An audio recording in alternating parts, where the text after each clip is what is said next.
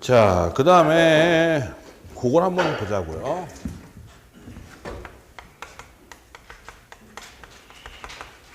이 사건 한번 훑어볼 필요가 있는데, 김기현 사건을. 자, 이 사건은 뭐 아는 사람 알겠지만,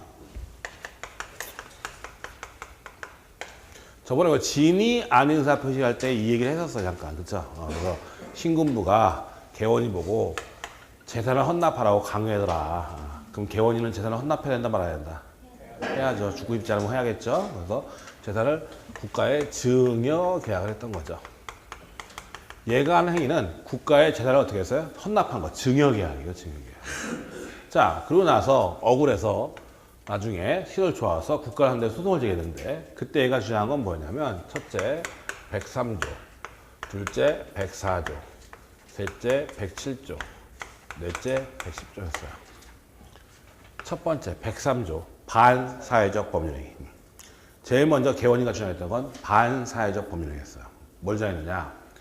국가기관이 위헌적인 공권력을 행사해서 국민한테 재산을 헌납하도록 강요했기 때문에 이것은 선량한 풍속 기타 사실수에 위배되는 행위고, 따라서 무효다라고 주장한 거예요. 한마디로 말해서. 자, 국가가 국민한테 재산을 헌납하도록 강요하면 돼요, 안 돼요? 안 되죠. 그러니까 근데 나한테 재산을 헌납하도록 강요했기 때문에 그건 반사회적 법률에 의해서 무효다라고 주장했던 거예요. 뭐 어떻게 보면 말이 되는 것 같기도 해. 자, 그러니까 이제 판사가 법원에서 뭐라고 했냐면, 자, 반사회적 법률행위는 뭐예요? 무효죠. 그러면 개원이가 한 법률행위는 뭐예요? 증여계약이잖아. 물론 얘들이 협박하고 강요했다 하더라도 얘가 한 법률행위는 뭐예요? 증여계약이에요. 그럼 국가한테 재산을 증여한 계약이 선량한 법률행위 내용이 반사회적이에요? 아니잖아. 법률 내용이 그러면 국가에 헌납하면 다 반사회적이게? 법률 내용이 반사회적인 것도 아니고, 거기에 불법적인 조건이나 금전적 대가가 붙은 것도 아니고, 표시되거나 알려진 동기불법도 있는 것도 아니다. 우리 103조가 그거잖아. 법률의 내용이 반사이거나 표시되거나 알려진 동기불법이 있거나 금전적 대가가 있고. 근데 거기 어디에 해당하지 않는다. 따라서 기각. 두 번째는 뭘 정했냐면 폭리. 이거 시험에 나오는 판례예요. 국가기관, 이거 시험에 나와요. 국가기관이 위헌적 공권력 행사에서 국민한테 재산을 헌납하도록 강요했다 하더라도 그것은 반사회적 법률행위가 아니라는 거. 시험에 나오는 판례예요. 두 번째 뭘 정했냐면 폭행이 주장했어요. 개원이는 궁박해요, 안 궁박해요? 궁박하죠. 군합발 두고 왔으니까. 그렇죠? 궁박, 경솔, 무경험을 이용하여 한자의 불공정한 법률행위가 무효다. 104조 폭행을 주장했던 거죠. 자, 근데 얘가 한 법률행위 뭐라고? 증여라고. 증여는 폭행이가 될 수 있어, 없어? 없죠. 아까도 했잖아. 증여는 폭행이 기각.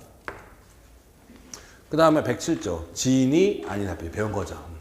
지인이 사표를 줘야 하는데, 판례가 얘기하기를 지인이 아닌 사표의 지이란 표의자가 진정으로 마음속에서 바라는 것을 의미하는 것이 아니라 그 당시 상황에서 어떤 의사표시라는 표의자의 생각만 한다 했죠? 그래서 기각. 그 다음에 뭘 주장했냐면 절대적 강박을 주장했어요. 그 다음에 절대적 강박. 절대적 강박은 뭐예요? 무효죠. 그랬더니 판사님이 야, 네 목에다 칼 들이댔니? 총 들이댔니? 칼 들이대고 총 들이대면 절대적 강박이죠. 무효인데 그게 아니라 와서 협박만 했다는 거죠. 한마디로 말해서. 그러니까 절대적 강박은 아니고 110조에 얘기하는 강박은 될 수 있어요? 없어요? 협박한 거야? 안 한 거야? 협박한 거잖아. 강박은 될 수 있다. 그럼 강박인 거 어떻게 할 수 있어요? 취소할 수 있는데 문제는 취소권 행사 기간이 법에 정해졌다는 거예요. 취소권은 추인할 수 있는 날로부터 3년, 법률행위에 나부터 10년이에요. 그 기간이 나면 못하는 거죠. 한마디로 해서. 근데 그 기간 지났다예요. 한마디로 해서. 그래서 기각당한 사건이에요. 한마디로 해서. 그래서 이 네 가지 얘기는 다 시험에 나오는 얘기예요. 국가기관이 위헌적인 공권력 행사에서 국민한테 재산을 헌납하도록 강요했다 하더라도 그건 반사회적 법률행위가 아니다. 강박을 논할 수 있을지언정 반사회성을 논할 수는 없다. 그 다음에 증여계약은 폭행행위가 될 수가 없다. 그 다음에 지인이란 진정으로 마음속에서 바라는 것을 의미하는 것이 아니라 그 당시 상황에서 어떤 사표라는 표의자의 생각을 말한다. 절대적 강박은 무효고, 그렇죠? 근데 저건 강박은 되지만 기간 지났다라는 거 참말면서 조판례 보면 되게 굉장히 많은 걸 알 수 있는 거죠. 조판례에서. 자, 그 다음에 210페이지에 의사표시의 효력 발생 시기와 수용력 나오는데 거기 첫 번째 뭐라고 했어요? 제목이 도달주의 원칙. 상대방 있는 의사표시에 대해서 민법은 뭐라고 했어요? 도달주의를 원칙으로 한다. 그래서 우리 민법에 상대방 있는 의사표시는 뭐가 원칙이다? 도달주의가 원칙이다. 도달주의 원칙인데 이때 도달이란 상대방이 현실적으로 알 필요는 없고 객관적으로 알 수 있는 상태에 놓인 것을 뭐라 하면 도달이라고요. 상대방이 현실적으로 알 필요는 없고 객관적으로 알 수 있는 상태에 놓인 것이 뭐다? 도달이다라는 거예요. 한마디로 말해서. 자, 그러면 우리가 생각을 해보자. 편지 쓴다고 하면 되는데 편지를 쓰고 우체통에 넣고 배달되고 우편함에 들어오고 마지막에 본다죠. 이때 도달은 몇 번이다? 도달은 상대방이 현실적으로 알 필요는 없고 객관적으로 알 수 있는 상태에 놓인 거라고 했죠? 몇 번? 4번. 우리가 미성원자, 제한능력자의 범위를 어떻게 할 수 있다? 취소할 수 있다. 그럼 제한능력자가 취소야 라고 외치겠죠? 그럼 언제부터, 그 취소는 언제부터 이렇게 발생하냐 이 얘기죠 지금. 그럼 그 의사표시는 상대방 있는 의사표시니까 상대방한테 어떻게 해야 돼? 도달해야 되고 이 도달은 상대방이 현실적으로 알 수 있는 상태를 놓인다 얘기한다. 그래서 편지를 보냈다면 우편함에 들어갔을 때를 얘기한다. 근데 우리 법은 상대방이 있는 의사표시 전부 다 도달주의가 하는데 예외적으로 상대방이 있는 의사표시임에도 불구하고 발신주의를 취하는 경우가 있어요. 발신주의가 뭐냐면 나한테서 의사표시가 떠났을 때를 얘기해요. 나한테서 의사표시가 떠났을 때 몇 번? 몇 번? 1, 2, 3, 4, 5번 중에 몇 번? 2번. 우체통에 넣는 순간 떠났던 거죠? 우체통에 넣는 순간이 발신주의예요. 한마디로 해서. 그럼 발신주의는 뭐냐? 5개 바뀌었어요. 무죄사격인.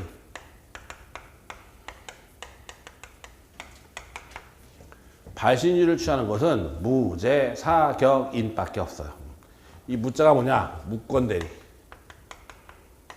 상대방의 최고권. 어쨌든 제한능력자. 상대방의 촉구권. 사자는 사원총회 소입통지. 격자는 격지자 간의 계약. 마지막 인자는 채무인수예요. 어차피 다 여러분 시험 범위에 전부 다. 그래서 일단 여러분 배운 게 이거죠. 이건 배웠지. 이거. 제한능력자 상대방은 제한능력자가 능력자가 되지 못했을 때는 법정 대리에게 1개월 이상의 기간을 적시하여 추인 여부를 촉구할 수 있고 그 기간 내 확답을 바라지 아니하면 추인한 것으로 본다. 써있잖아. 거기 뭐라 써? 발. 써있죠. 그 다음에 사원총회 소집은 언제까지? 일주일 전에 어떻게 해라? 발해라고 되어 있어요. 일주일 전까지 어떻게 해라? 발해라. 그 다음에 무권대리 상대방이 채웠고 나중에 배울 텐데 무권대리 상대방은 상당한 기간 내에서 추인 여부를 최고할 수 있고 그 기간 내 확답을 바라지 아니하면 마찬가지 추인을 거절한 걸로 본다라고 되어 있어요. 법에. 그 다음에 격지자 간의 계약은 격지자는 머리 떠진 사람인데 격지자 간의 계약은 승낙의 통지를 바랄 때 성립한다고 되어 있어요. 언제? 승낙의 통지를 바랄 때. 이거 시험에 청약이라고 한다 이거. 승낙인데 승낙의 통지를 바랄 때 성립한다고 되어 있고. 그다음에 채무인수는 뭐냐면 갑이 A한테 1,000만 원 받을 게 있죠? 그럼 A가 이 채권을 을한테 넘기는 걸 채권양도라고 해요. 채권양도라고 하고 A가 B한테 채무를 넘기는 걸 채무인수라고 해요. 채권을 넘기는 건 뭐예요? 채권양도고 채무를 넘기는 건 채무인수라고 해요. 즉 내가 은행에 빚진 게 있는데 그 빚진 거 빚을 지한테 넘기는 거죠. 그걸 채무인수라고 해요. 근데 채무인수는 채권자의 승낙이 있어야 돼. 채권자의 승낙 없이는 채무가 인수되지 않아요. 왜 그러냐면 생각해보세요. 내가 만약에 마음대로 할 수 있다면 내가 돈 은행에 잔뜩 빌려가지고 난 노숙자한테 덤빌 거야. 노숙자한테. 그럴 거 아니야 한마디로 말해서. 그래서 채무인수를 하기 위해서는 반드시 채권자의 승낙이 있어야 되는데 그러면 얘들은 너 승낙할 거야 말 거야 물어볼 수 있어요 없어요? 물어봐야 돼 말아야 돼? 물어보죠. 물어보고 상당한 기간을 내에서 승낙 여부를 최고할 수 있고 그 기간 내 확답을 마찬가지 바라지 아니하면 거절한 걸로 봐요. 거절한 걸로. 거기 돼 있어요 법에. 그래서 요 5가지 무죄, 사격인 이 5가지만 뭐냐 발자가 써 있어요.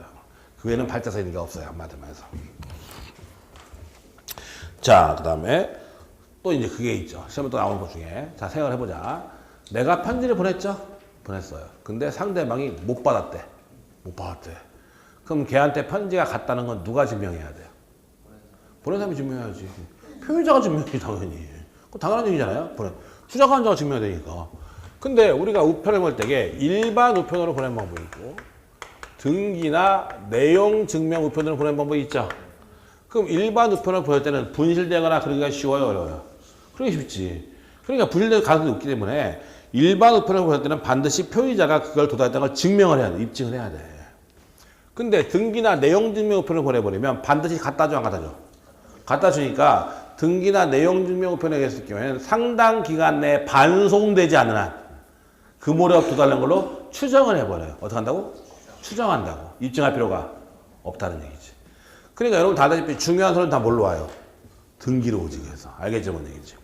그래서 211페이지 맨 위에 보세요. 2번 도달에 대한 입증 책임은 그 도달을 주장하는 자에게 있다.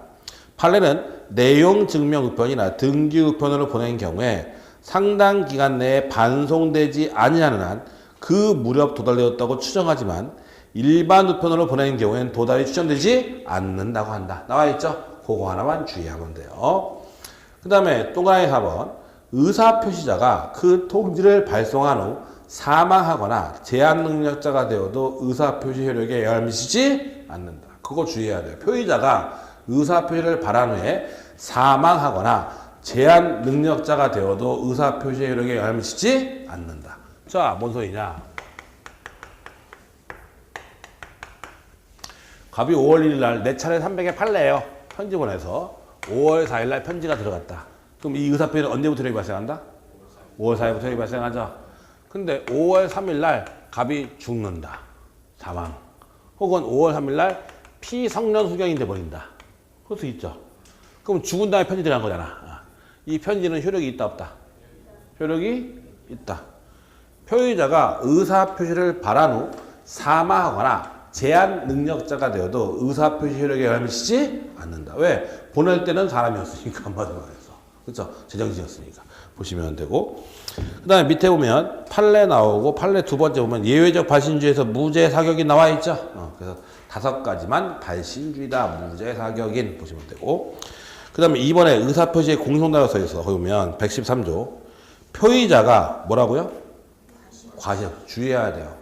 표의자가 과실 없이예요. 과실 없이 상대방을 알지 못하거나 상대방의 소재를 알지 못하는 경우에는 의사표시는 민사소송법 공시송달 규정에서 어떻게 할 수 있다? 송달할 수 있다. 법조만 하나 기억하면 돼요. 뭐 없이? 과실 없이. 자, 예컨대 이거죠. 내 땅에다가 어떤 놈이 건물 졌어요. 그렇죠? 그럼 어떻게 해야 돼? 철거하라고 요구할 수 있어요? 없어요? 있죠? 철거 안 하면 소송 제기해야죠. 근데 문제는 뭐냐면 내 땅에 건물 사는데 그걸 누가 드는지 모르겠어. A, B, C, D, E 누군지 몰라요. 아니면 A인 줄 알겠는데 걔가 주거가 불명해. 그럴 수 있죠. 그러면 원래 소송이 시작되려면 소장이 상대방한테 도달해야만 소송이 시작돼요. 소장이 어떻게 돼? 도달해야만. 근데 상대방의 소재를 모르거나 상대방이 누군지 모르면 소장이 갈 수가 없지. 그럼 소장이 도달하지 않으면 소송이 시작되지 않고 소송이 시작되지 않으면 판결을 못 받는 거죠. 한마디로 말해서. 그럴 때를 대비해서 만드는 게 우리 공시송달제도예요. 그래서 과실 없이 상대방의 소재를 모르거나 상대방이 누군지 모르는 경우에는 법원에 공시송달을 신청할 수가 있어요. 그럼 법원에서 공시송달 내가 신청할 때 그 내 말이 타당하다면 법원은 공시송달 결정을 해요. 그럼 공시송달 결정하면 그 게시판, 일간신문, 인터넷에 그걸 공고해요. 공고하고 상대방이 볼까 안 볼까? 못 보겠지. 누가 보겠어 그거. 보도 안 보도 신경 안 쓰고 무조건 2주 지나면 몇 주? 2주 지나면 도달한 걸로 간주해버려요. 한마디로 말해서. 그러면 무조건 2주 지나면 도달한 거니까 그때부터 소송이 무조건 시작되는 거예요. 한마디로 말해서. 알겠죠? 뭔 얘기인지? 그게 공개예요. 법조만 주의하세요. 과실 없이예요. 과실 있으면 안 돼 이거. 그거 잘 물어봐 그런 거 보시면 되고. 물어볼 때 그거 많이 물어봐요. 그 다음 뒷장 넘겨볼까요? 112조. 제한 능력자에 대한 의사표시력. 의사표시는 자 의사표시의 상대방이 의사표시를 받은 때의 제한 능력자인 경우에는 의사표시자는 그 의사표시로서 대항할 수가 없다. 대항할 수 없다는 게 뭐예요? 주장하지 못한다는 얘기죠. 다만 상대방의 법정 대리인이 의사표시가 도달한 사실을 안 후에는 그러하지 아니하다. 자, 그러니까 갑이 을한테 내 차를 300에 팔래요. 5월 1일 날 편지를 보내서 5월 4일 날 들어갔는데 얘가 미성년자야. 그쵸? 그럼 미성년자는 단독으로 법률행위 할 수 있어요? 없어요? 없죠. 그래서 수령 무능력을 만들어 놓은 거예요. 의사표시 수령 무능력. 수령도 못 받는다. 그러니까 5월 4일 날 들어갔다 하더라도 갑은 5월 4일 날 도달했다고 주장할 수 없다. 없다. 근데 얘는 미성년자니까 법정 대리인이 있을 거야, 없을 거야? 있겠죠. 법정 대리인 병이 5월 6일 날 편지를 봐서 알았어요. 그럼 그때부터는 도달했다고 주장할 수 있다. 봐서 보세요. 의사표시의 상대방이 의사표시를 받은 때의 제한 능력자인 경우에는 의사표시자는 그 의사표시로서 대항할 수 없다. 다만 상대방의 법정 대리인이 의사표시가 도달한 사실을 안 후에는 그러하지 아니하다. 돼 있죠? 그 얘기예요. 자, 그럼 보자. 이제 마구마구 헷갈린다 이제.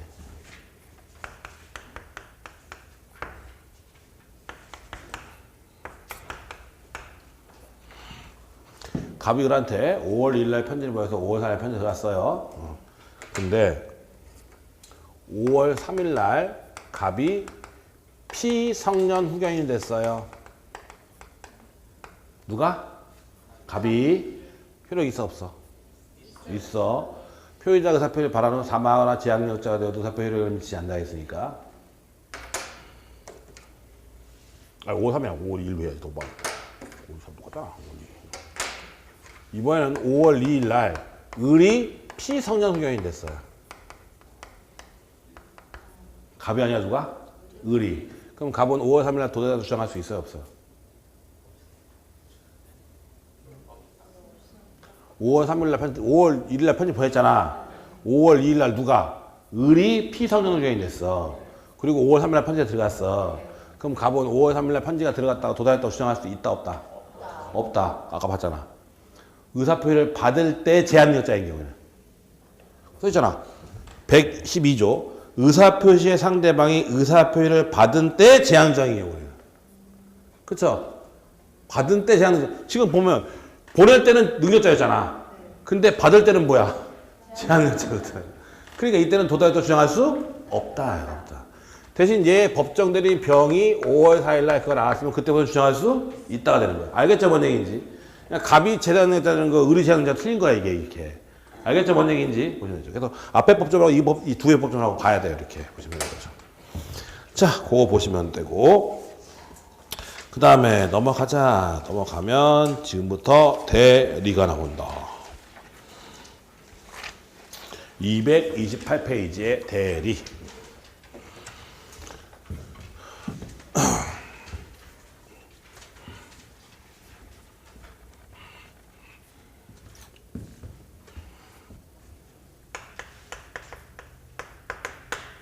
자, 지금부터 대리를 공부하는데 내가 맨날 하는 얘기인데 대리를 공부할 때는 여러분이 머릿속에 있는 대리라는 개념을 일단 버려야 된다. 우리가 일반적으로 대리 그러면 대신하는 건 다 대리다. 대리 운전도 있고 대리모도 있고 뭐 별게 다 있는데 대신하는 건 다 대리라고 하는데 법정의 개념의 대리는 그게 아니다. 여러분이 머릿속에 있는 대신은 다 대리 이거 아니라고요. 그 다음에 대리를 공부할 때는 무조건 그것만 알면 돼요. 대리는 무조건 둘 중에 하나.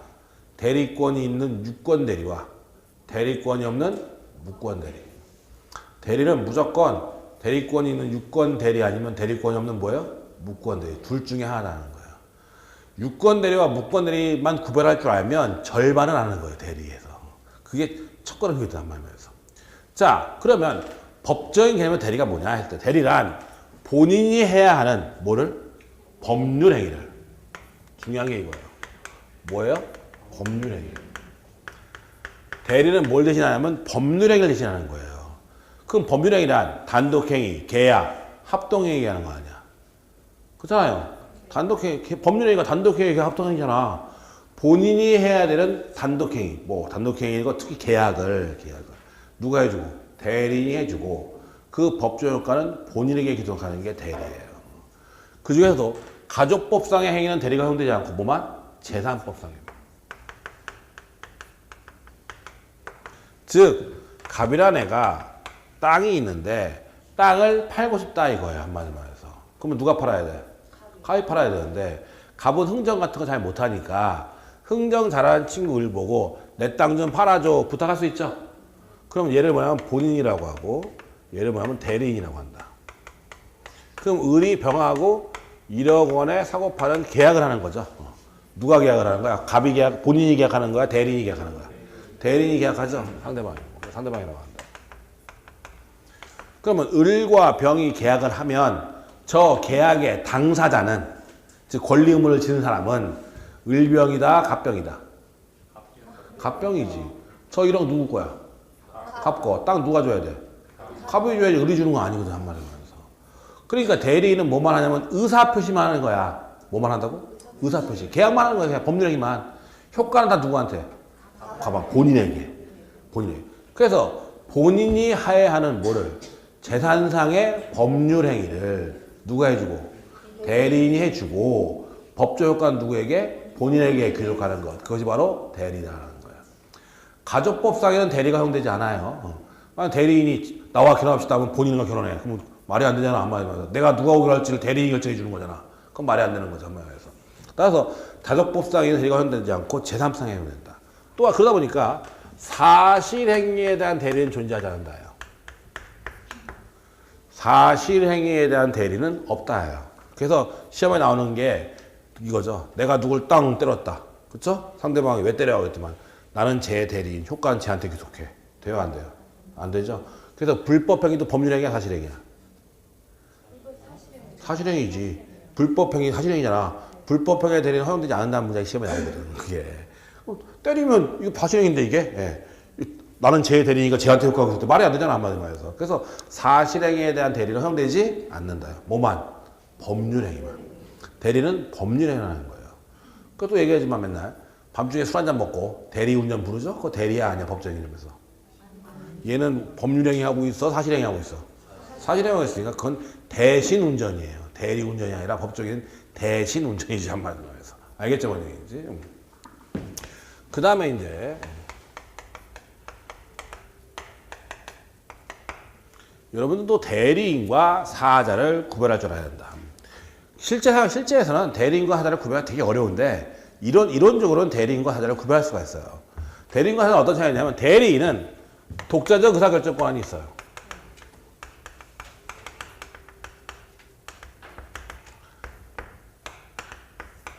독자적 의사결정 권한이 있으면 뭐예요? 대리인이고 독자적 의사결정 권한이 없으면 뭐예요? 사자예요. 그러니까 독자적인 의사결정 권한이 있느냐 없느냐에 따라서 대리인과 사자가 구별되는 거예요. 한마디로 말해서. 그럼 쉽게 얘기하자. 뭐 맨날 하는 얘기지만 우리가 옛날 전쟁 영화를 보자. 그럼 전쟁 영화를 보면 반대편 진영에서 사자가 오죠? 쫄병애가 뭐 낑기 가지고 온단 말이에요. 그럼 와서 걔는 대장님 말씀을 그대로 전해줘요? 지멋대로 얘기해요? 그대로 얘기하죠? 걔는 뭐예요? 사자야. 의사결정권이 없어. 그냥 대장님 말씀 전해주러 왔어. 그쵸? 심부름꾼이야. 근데 반대편 진영에서 사신이 온다는 거죠. 협상하러 사신이 오죠? 걔는 협상할 권한이 있어 없어? 있죠. 자기가 독자적으로 결정하죠? 그건 뭐예요? 대리인이야. 독자적 의사결정 권한이 있느냐 없느냐에 따라서 대리인과 사자가 구별되는 거예요.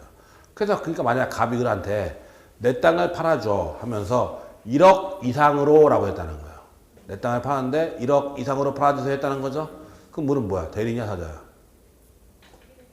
1억 이상으로 해달라며 대리인이야 사자야? 대리인이지. 1억에 팔 수도 있고 1억 2천에 팔고 1억 3천에 팔 수도 있고 지가 결정할 수 있으니까. 근데 갑이 을한테 그러는 거죠. 내 땅을 파는데 1억이고 병한테 팔고 내고 없고 끝났어. 그만. 뭐야? 사자죠 한마디로 해서. 그쵸? 독자 의사결정은 없잖아. 다 누가 결정했어? 갑이 결정했잖아. 그러니까 이제 사자의 경우에는 의사결정을 누가 해요? 본인이 해? 사자가 해? 본인이 해.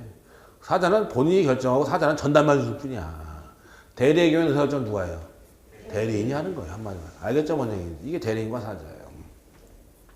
자, 보면 228페이지. 보면 총설 대리의 1번 대리는 대리인이 본인의 이름으로 법률행위를 하고 그 법률효과가 직접 본인에게 생기는 제도를 말한다. 나와 있죠? 두 번째, 세 번째, 동그라미 한번. 대리는 법률행위 내지 의사표시에 허용된다. 따라서 사실행위나 불법행위에 대해서 허용되지 않는다. 그러나 법률행위를 하더라도 혼인, 입양, 유언 등과 같이 본인의 의사를 절대적으로 표현하는 가족법상에는 대리가 허용되지 않는다. 나와 있죠? 준 법률행위도 법률행위니까 대리가 허용된다. 간념의 통지, 의사의 통지 이것도 대리할 수 있다. 그 다음에 구별개념에서 사자만 일단 보죠. 거기면 본인이 결정한 의사를 상대방에게 전달하거나 표시하는 데 불과한 자이다. 그러나 사자는 독자적인 의사결정권이 없다는 점에서 독자적 의사결정권이 있는 대리와는 다르다. 의사결정권이 있느냐 없느냐에 따라서 대리와 사자가 구별된다. 그 다음에 삼성전자 주식회사는 권리능력자야 아니야? 권리능력자죠. 근데 삼성전자 주식회사가 말해 못해? 못하죠? 그러니까 말하고 행동하는 건 하나밖에 없으니까 삼성전자를 위해서 누군가 행동하고 할 사람이 필요하죠? 그게 누구예요? 이사. 그럼 이사가 삼성전자 대표이사 갑하고 나하고 계약하면서 내가 땅 팔아먹었어. 그러면 그 땅은 대표이사 갑 거야? 삼성전자 거야? 삼성전자. 즉 법인이 말을 못하니까 법인이 해야 하는 법률 얘기를 이사가 대신해주고 그 효과는 누구에게? 법인에게 되는 거죠. 그러니까 이 대리가 똑같은 거예요. 그래서 법인의 대리는 뭐라고 하냐면 대표다라고 얘기하는 거예요. 법인의 대리는 뭐라고? 대표라고. 거기 가로 1번이 그 얘기예요. 그래서 3번 대리의 종류에 보면 임의 대리가 있고 뭐가 있다? 법정 대리가 있다. 그래서 내가 대리권을 줘서 대리인이 되는 건 뭐예요? 임의 대리고 법의 규정에 대리인이 되는 것은 뭐예요? 법정 대리다. 그 다음에 능동 대리, 수동 대리 나오죠? 능동 대리는 뭐냐면 대리인이 의사를 표시하는 건 뭐냐면 능동 대리고 의사표를 받는 건 뭐냐면 수동 대리라고요. 예컨대 이 경우에 얘가 의리 병한테 그러는 거예요. 1억에 팔 거예요. 얘기했잖아. 1억에 팔래요 했죠? 뭐예요? 대리인이 의사 1억에 판다고 얘기했죠? 뭐예요? 능동대리. 얘가 비싼데요. 9천에 합시다. 의사를 표시했죠? 그럼 얘가 받죠. 의사 표시를. 뭐예요? 수동대리. 대리인이 의사를 표시하는 건 뭐예요?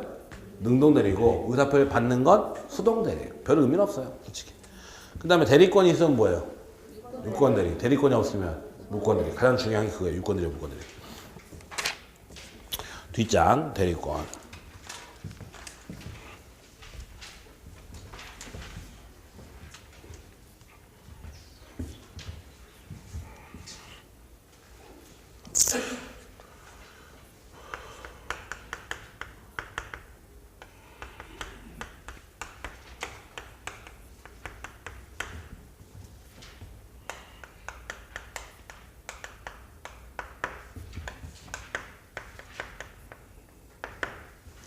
자, 법정 대리권 어떻게 발생하냐? 법정 대리권 어떻게 발생해?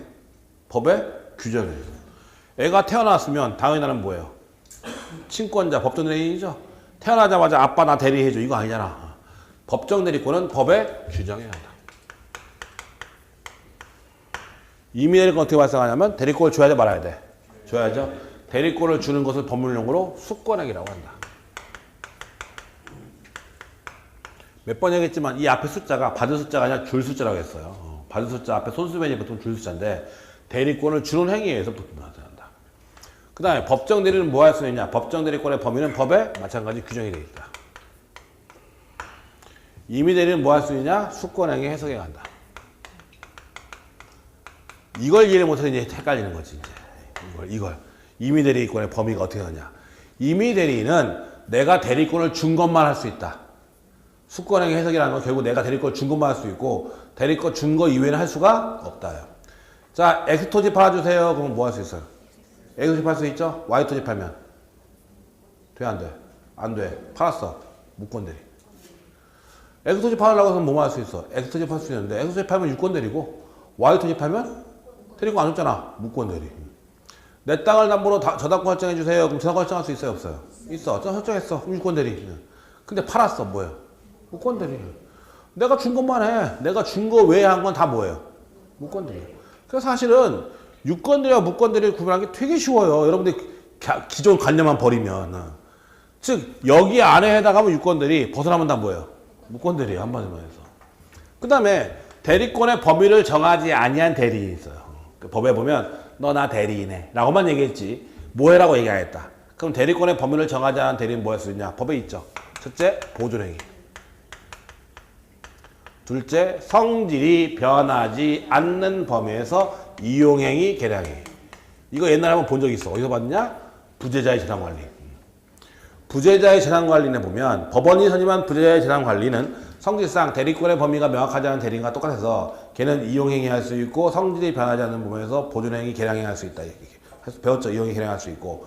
여기를 넘어서는 행위 하려면 법원에 허가가 있어야 된다. 처분행위 못한다고 했죠? 똑같은 얘기가 나온 거예요. 한마디로 해서. 그래서 보존행위 할 수 있고 성질이 변하지 않는 범위에서 이용행위, 계량행위 할 수 있다. 그 다음에 대리권은 어떻게 풀리냐? 요것도 시험에 잘 속이는데 첫째, 본인의 뭐예요? 사망.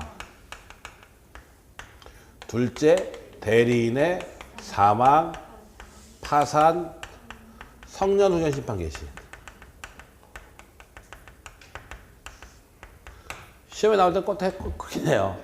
본인의 사망, 본인의 성년후년 심판이 나와요, 여기에. 아니면 대리인의 한정후년 심판이 나오든지. 한정후년 맞아, 안 맞아? 아, 틀리죠? 성년이야, 성년. 그러니까 대리인의 뭐야? 성년후년 심판이죠? 이걸 한정후년으로 바꿔요. 그 다음에 요걸 갖다 또 위로 집어넣어. 위에다가. 본인은 못밖에 없어. 사망밖에 없거든. 근데 본인의 사망, 성년후년 심판이 딱 보면 있었던가 이런 데니까 헷갈리거든 이거. 본인은 못밖에 없어. 사망. 본인의 사망. 그게 본인의 사망, 대리인의 사망, 파산, 성년후년 심판. 다르게 기억 외워놓으면 헷갈리지 않은데 이거 섞어버리면 못 올라야 된다고 한마디로 해서 잘 기억해놔야 돼요. 그 다음에 임의대리는 소멸원이 두 개가 있는데 이거 말고 임의대리가 두 개 더 있어요. 첫째, 숙권행위 철회. 둘째, 원인된 법률행위 종료.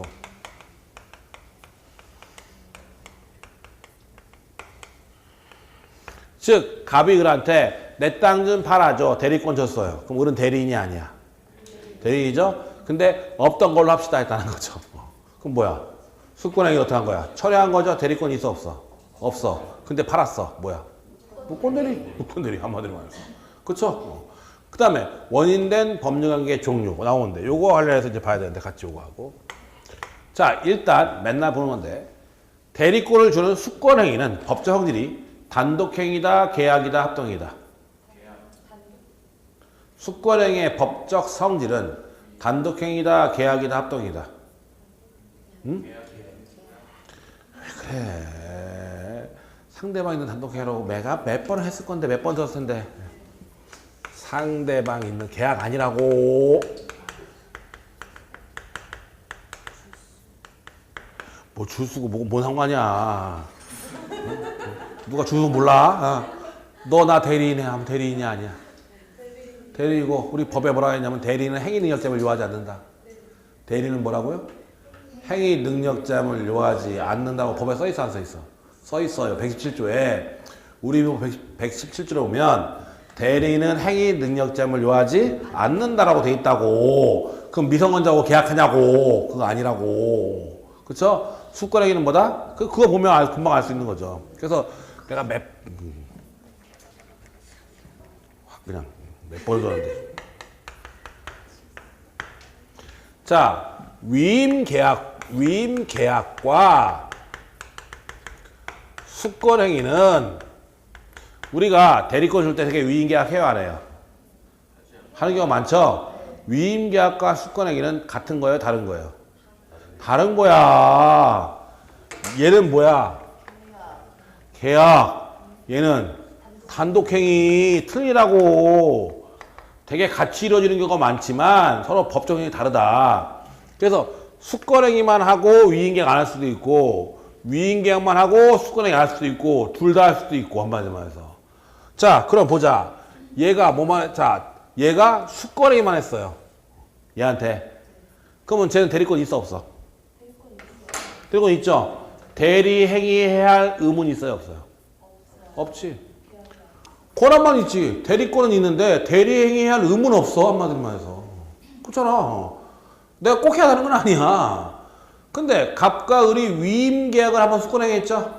그럼 위임계약을 했으면 선량한 관리자의 주임으로서 업무를 처리해야 돼 말아야 돼? 해야 돼. 그럼 을은 대리권 있어 없어? 있고 선량한 관리자의 주로서 대리 행위를 해야 될 의무도 있지 당연히. 당연한 거지 그거야. 그러니까 너 나 대리인해 했다는 거야. 그럼 대리권 있어요 없어 걔는? 있는 거야. 뭐 계약 안 해도 대리권 있는 거야. 그냥 팔 수 있어. 팔 권한이 있어 한마디로 말해서. 별개라고요 별개. 그래서 우리 법은 대리인은 행위 능력자를 요하지 않는다고 써있다고 했잖아요. 그거 보면 그럼 결국 미성원자하고 계약하고 상관없다. 또 뭐 미성원자 수권행위도 괴탄상이잖아. 그러니까 그거 수권행위가 계약이 아니라 뭐라는 거야. 단독 계약은 증거예요 그거 바로. 만약 계약이라면 그렇게 말이 안 되는 거지 한마디로 말해서. 알겠죠 뭔 얘기인지. 자 그 다음에 그러면 이거 또 얘기해 줘야지.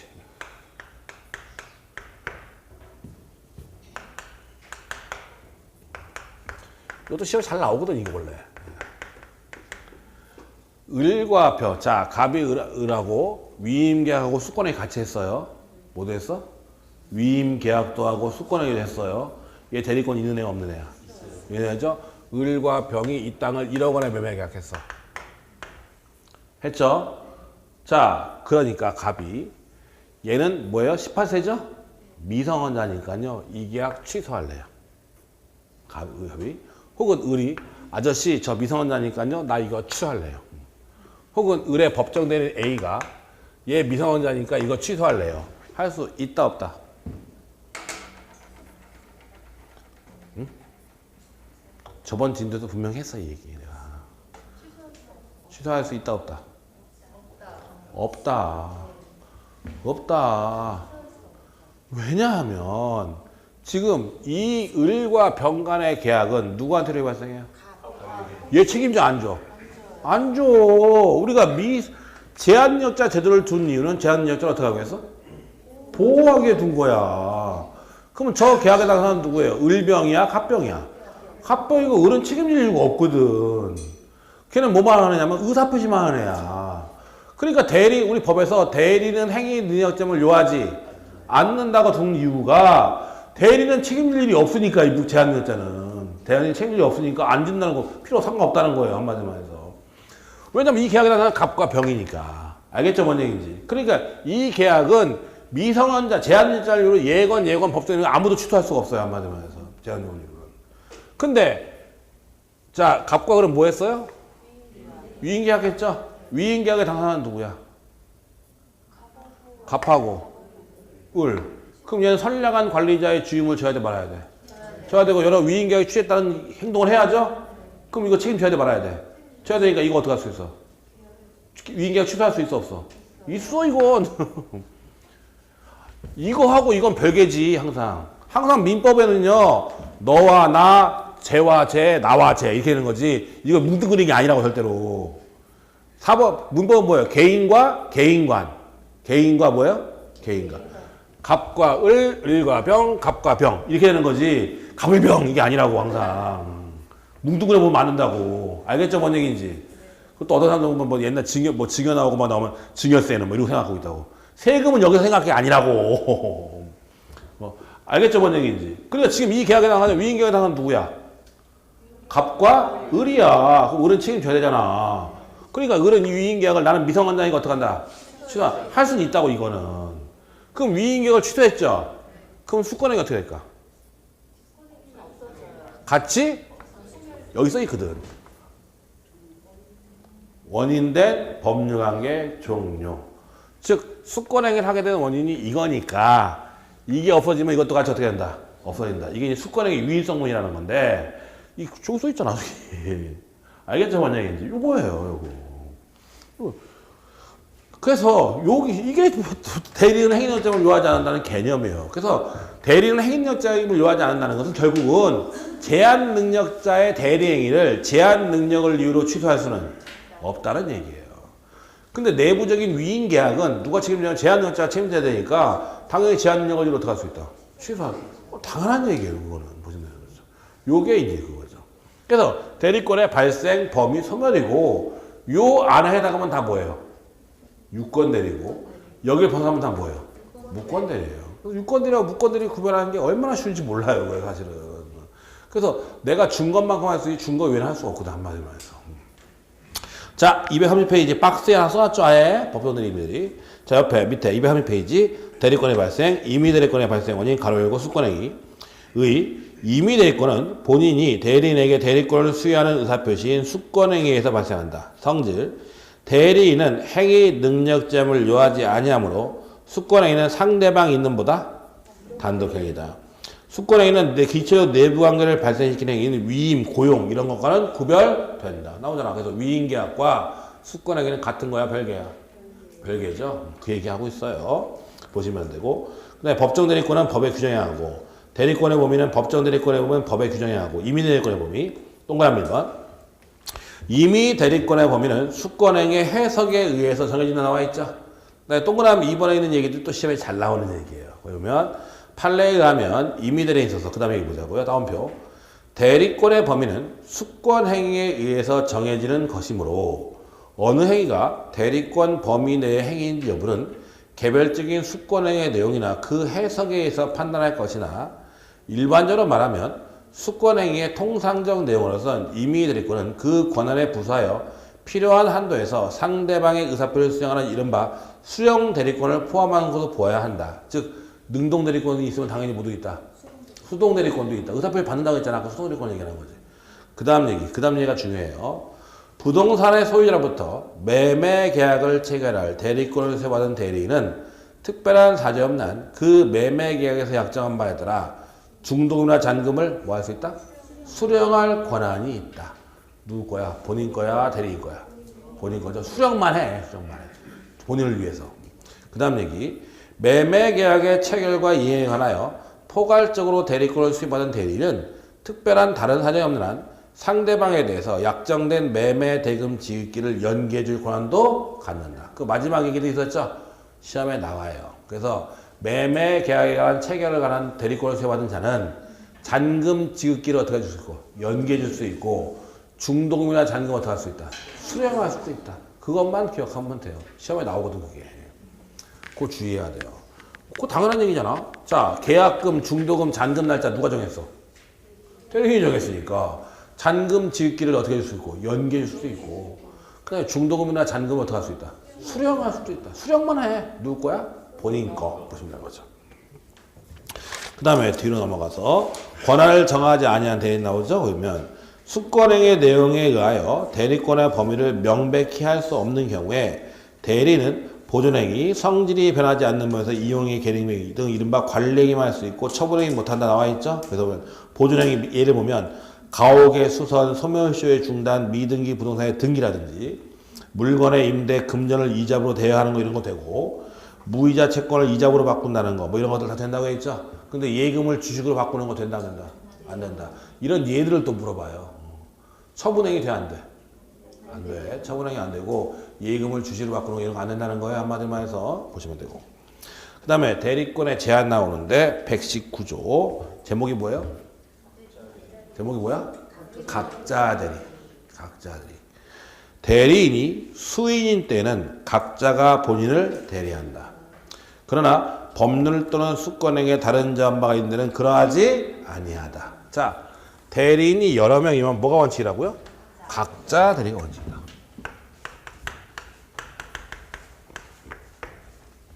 갑이 내 땅 좀 팔아줘 라고 부탁했는데 대리인 2명 세웠어요. A, B. 2명을 대리했어요. 그랬더니 A는 을한테 1억에 매매 계약을 했고 B는 병하고 1억 5천에 매매 계약을 했어요. 그럼 A와 을 간의 계약은 갑에게 효력이 있다 없다? 어? 유권대리야 무권대리야? 유권대리지. 그러니까 당연히 이 계약은 얘한테 효력이 있고 B와 병 간의 계약은 효력이 있어요 없어요? 있어요. 일종의 이중매매지 뭐 한마디로 말해서. 그러니까 원래 대리 여러 명이 뭐가 원칙? 각자 대리가 원칙이니까 얘도 유권대리 얘도 유권대리. 둘 다 갑에게 효력이 있다. 당연한 얘기예요 그건. 근데 법률 또는 수권행위에 달리 정한 바 있으면 그렇지 않다고 돼 있죠. 그러니까 법률이 정한 공동대리는 딱 하나밖에 없어요. 친권이에요. 친권은 공동회사라고 법에 돼 있어요. 친권자는 누구냐면 부모죠. 2명이니까 공동회사고. 그 다음에 수권행위에 달리 정한 바가 있으면 그렇지 않다고 했으니까 갑이 A, B 2명을 대표하면서 니들 공동으로 해라 묶을 수 있어요 없어요? 있죠. 그럼 어떻게 해야 돼? 공동으로 해야 돼. 묶었으니까. 그럼 이때 공동의 의미는 의사결정의 공동이다 아니면 행위의 공동이다? 의사결정의 공동이다. 즉 둘이 협의해서 을한테 1억 원에 팔기로 하자. 협의만 하면 되는 거지. 둘이 손잡고 가서 계약할 필요는 없다라는 거죠. 근데 A가 혼자 둘이 협의 안 하고서 A가 혼자 을하고 1억 원에 매매하겠다. 그럼 A와 을 간의 계약은 가백의 효력이 없다. 없지 당연히. 공동으로 하겠잖아. 그거 어떻게 해야 돼? 공동으로 해야 되는데 혼자 와서 했다면서. 그럼 뭐야? 유권대리 무권대리? 무권대리. 그러니까 효력이 없다 지금. 당연한 얘기지 그거야. 그래서 여러분 배웠죠? 회사의 법인의 대표가 이사죠? 이사가 여러 명 뭐가 원칙이라 했어?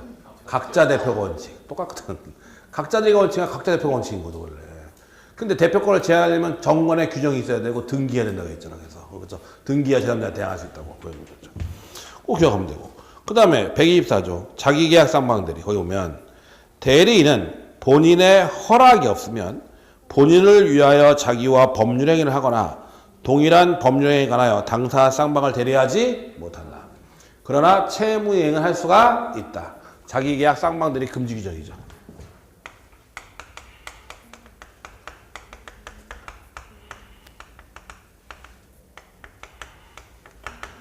이건 뭐 별것도 없죠. 자, 갑이라는 애가 땅이 있는데 을 보고 내 땅 좀 팔아줘 부탁했어요. 갑이 본인, 을이 대리인이죠. 근데 을이 보니까 저 땅 참 마음에 들어. 내가 사고 싶어.